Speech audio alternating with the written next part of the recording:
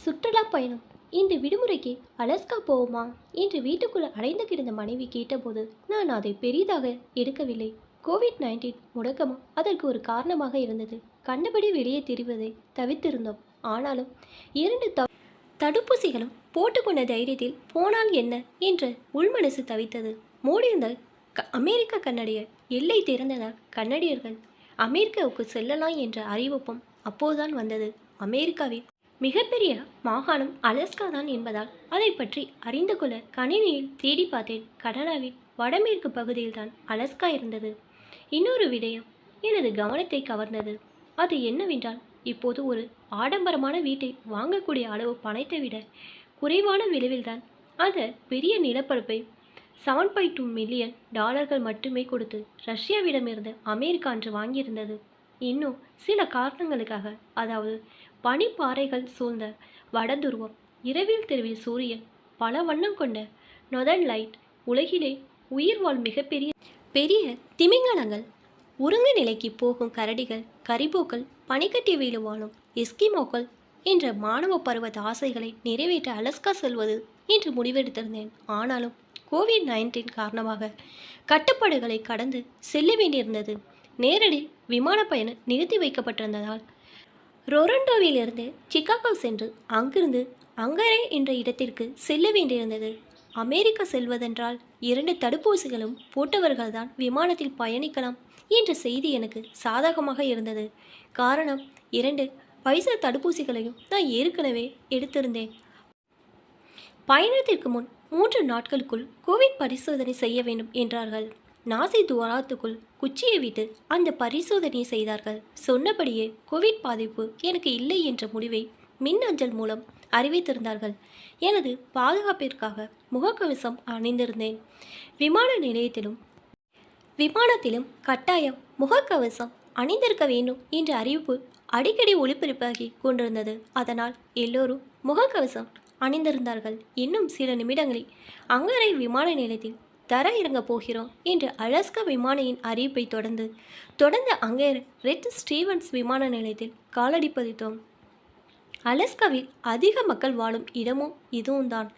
இரவு நேரம் போய் இறங்குகிறோமே, இடங்களை தேடி பிடிப்பது கடினமாக இருக்கும் என்று நினைத்தேன். ஆனால் வெளியே வந்தபோது பகல் போல் சூரியன் வெளிச்சம் இருந்தது. அப்போதான் அலஸ்காவில் சூரியன் இரவிலும் தெரியும் என்பது நினைவில் வந்தது. குளிருக்கு தாக்குப்பிடிக்க ஆண்களை விட பெண்களால் முடியும் என்ற ஒரு எண்ணத்தை அலஸ்காவில் சந்தித்த பெண்கள் உருவாக்கியிருந்தார்கள். விமான நிலையத்தில் இருந்து எங்களை அழைத்து சென்றவர்கள் ஒரு பெண்மணிதான். வாடகை வண்டி எடுத்த இடத்திலும் பேரங்காடிமான வால்மார்ட்டில் காசாளராக தொழில் புரிவர்களும் பெண்கள்தான். ஊபர் வண்டி ஓட்டியவரும் பெண்தான். எரிபொருள் நிலையத்திலும் உணவகத்திலும் பெண்கள்தான். விமான நிலையத்திலும் பெண் பயணிகள் தான் அதிகமாக காணப்பட்டார்கள்.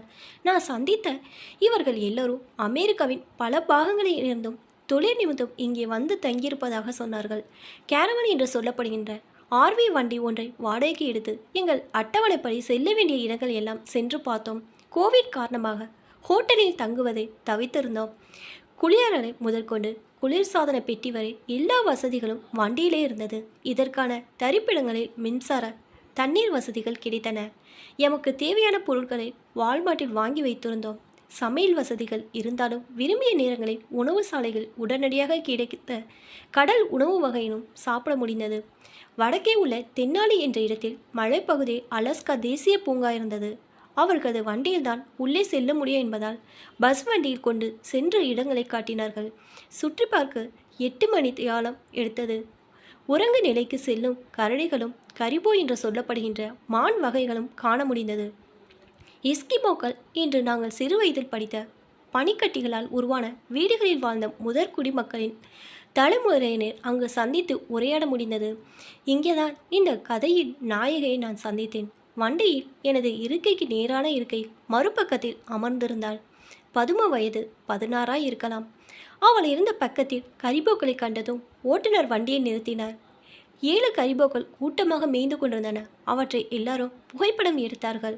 நானும் எழுந்து நின்று வீடியோ எடுத்தேன். நாங்கள் சற்று எதிர்பாராத நேரத்தில் அருகிருந்த புதரிலிருந்து பெரும் கருங்கரடி ஒன்று வெளிப்பட்டது. மெதுவாக கரிபோக்களை நோக்கி நகர்ந்தது. என்ன நடக்கப் போகிறது என்று எல்லாரும் திகிலோடு பார்த்து கொண்டிருந்தோம். கரிபூக்கள் அதை கவனிக்காமல் புல் மேய்ந்து கொண்டிருந்தன. கரடி மிக அருகே நெருங்கி இருந்தன. திடீரென ஒரு கரிபோ நிமிர்ந்து பார்த்தது. மறுகணம் அந்த இடத்தை விட்டு துள்ளி கொண்டு ஓடத் துவங்கியது. கரடி தான் இலக்கு வைத்த கரிபோவை துரத்தி பிடிக்க அந்த கரிபோ ஒரு குத்துக்கர்ணம் அடித்து அதன் பிடியிலிருந்து தப்பி பாய்ந்தோடியது. கரடி கரிபோவை பிடிக்க பாய்ந்ததை பார்த்த அருகில் இருந்த இவள் நோய் என்று பலமாக கத்திக்கொண்டே கண்ணை பொத்தி முகத்தை 2 கைகளாகவும் மூடிக்கொண்டாள்.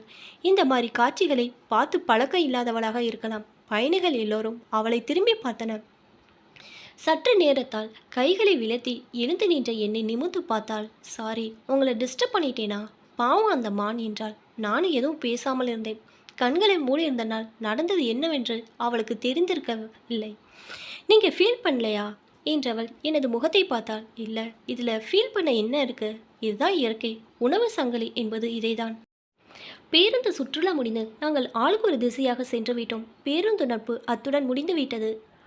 அங்கரேச்சிற்கு தெற்கே உள்ள ஸ்ரீவாட் என்ற இடத்தில் படகு சவாரிக்கு முன்கூட்டியே பதிவு செய்திருந்தோம். நேஷனல் பார்க் என்ற இடத்திற்கும் படகில் செல்வது இலகுவானது என்பதால் படகில் சென்றோம். 6 பயணிகள் பயணிக்கக்கூடிய படகு சகல வசதிகளுடன் இருந்தது. எங்கள் இருவரோடு 4 அடங்கிய வேறு ஒரு குடும்பமும் வர இருப்பதாக படகோட்டி சொன்னார். ஓட்டுநர் சுமார் 23 வயதான இளம் பெண்மணியாக இருந்தால் சற்று நேரத்தால் தகப்பன், தாய், ஒரு மகள், ஒரு மகன், மொத்தம் 4 பேர் வந்தார்கள். படகுக்கு உள்ளே கேபினுக்கு வந்ததும் படகோட்டிக்கும் எங்களுக்கும் ஒவ்வொருவராக குட் மார்னிங் சொன்னார்கள். நானும் குட் மார்னிங் சொல்லிவிட்டு நிமிர்ந்து பார்த்தேன். சற்று எதிர்பாரா விதமாய் அவளும் அங்கு வந்திருந்தாள். எனது கதையின் நாயகை மீண்டும் இங்கே தான் சந்தித்தேன். அப்புறம் உரையாடும் போதுதான் மெக்சிகன் மாகாணத்தில் இருந்து குடும்பமாக அலாஸ்கா பார்ப்பதற்காக அவர்கள் வந்ததாக சொன்னார்கள். தனது பேர் இசபெல்லா என்றாள்.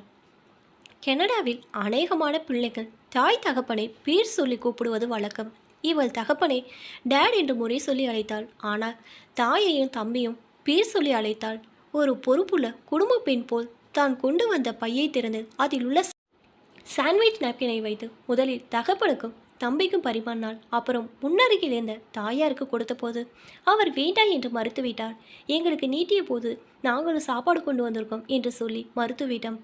அதன் பின் அவள் திஸ் இஸ் ஃபார் மீ என்று சொல்லி தனது சாண்ட்விச்சை எடுத்து சுவைத்து சாப்பிட்டாள். சற்று நேரத்தில் தாய் எழுந்து தகப்பனையும் அழைத்து கொண்டு கேபினுக்கு வெளியே சென்றாள். பின்பக்கத்தில் இருவரும் கை கோத்தபடி நின்று வேடிக்கை பார்த்தார்கள். இருவரும் சேர்ந்தபடி நிற்க தாயார் பல கோணங்களில் செல்ஃபி எடுத்தாள். படகொட்டி பெரிய அலைகளை எதிர்கொள்ளும் போதெல்லாம் பயம் கொள்ளாத அலட்சியமாக படகை செலுத்தினாள். தினமும் போய் வருவதால் அவளுக்கு பழக்கமாக இருக்கலாம். எங்களுக்கு கொஞ்சம் பயமாக இருந்தாலும் வெளியே காட்டிக்கொள்ளவில்லை. எந்த நேரமும் ரேடியோ தொடர்பு கொண்டபடி எங்கள் படகு எங்கே இருக்கிறது என்பதை சொல்லிக்கொண்டே இருந்தாள். திடீரென பெரிய அலை ஒன்று வேகமாக மோதவே தகப்பன் நிலை தடுமாறினாள். தவறி கடலில் விழுந்துவா என்ற பயத்தில் பயந்து போன இவள் டேட் ப்ளீஸ் உள்ளே வாங்க என்று கத்தினாள். ஐ ஆம் ஓகே என்று அவர் அங்கிருந்தே பதில் சொன்னாலும் அவர் உள்ளே வரவில்லை. எங்களுக்கு வெறுப்பு ஏற்றுவது போல தாய் அவரது கையை இறுக பிடித்தபடியே வெளியே நின்றாள். என்ன ஆகுமோ என்று பயந்த இவள் பயந்தபடியே என்னை பார்த்தாள். ப்ளீஸ் அவரை உள்ளே வர சொல்லுங்க என்றாள்.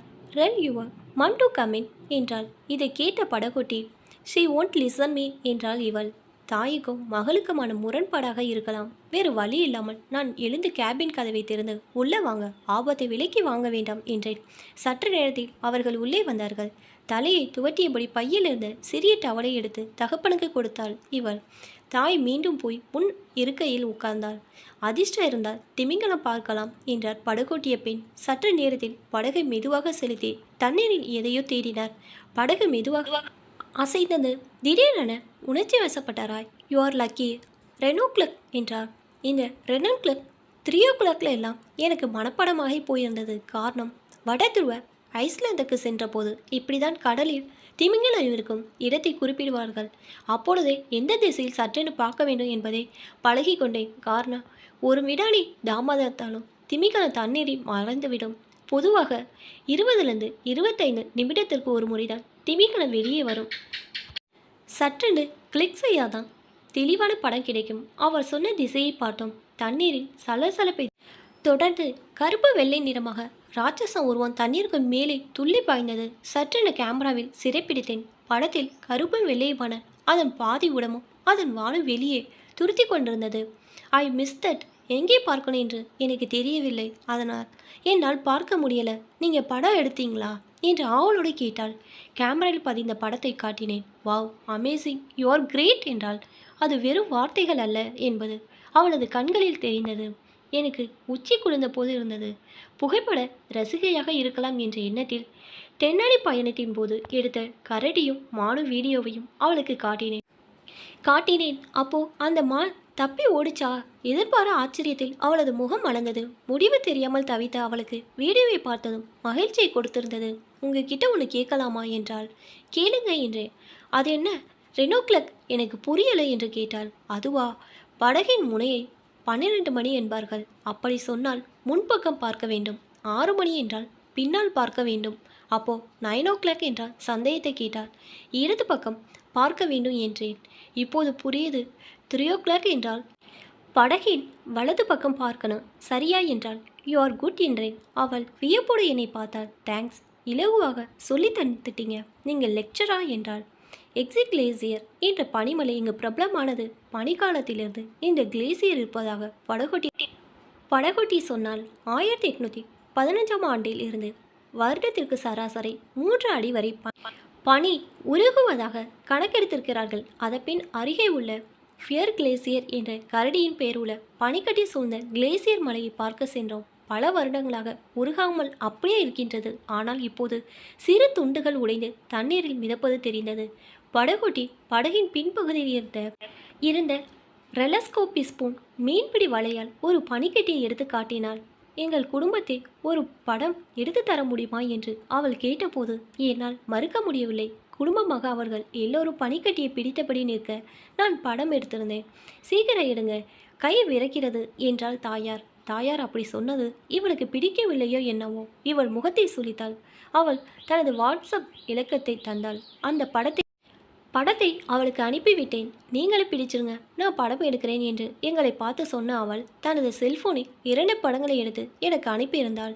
அதன் பின் மவுண்டன் கோட் என்று சொல்லப்படுகின்ற வெள்ளை நிற ஆடுகளை மலை சரிவில் பார்த்தோம். கோல்டன் ஈகிள் என்று சொல்லப்படுகின்ற கழுகுகளை கூடுகளில் பார்த்தோம். மலை அடிவாரத்தில் உள்ள பாறைகளில் ஓய்வெடுக்கும் பழுப்பு நிறமான சீல்களை பார்த்தோம். தண்ணீரில் கூட்டமாக மிதக்கும் கருப்பு நிற அலஸ்கா ஓட்டர்கள், ஷீகள் என்ற வெள்ளை நிற சங்க இலக்கியத்தில் வரும் குருகு போன்ற பறவைகள், நீர்க்காகங்கள், பப்பின்ஸ், தண்ணீரில் அவ்வப்போது துள்ளி பாயும் சில்வர் சமன், பிங்க் சமன் போன்ற கடல்வாழ் உயிரினங்களை பார்த்தோம். ரயில் பயணம் போல சுமார் 6 மணி நேரம் எங்கள் படகு சவாரி நடந்தது.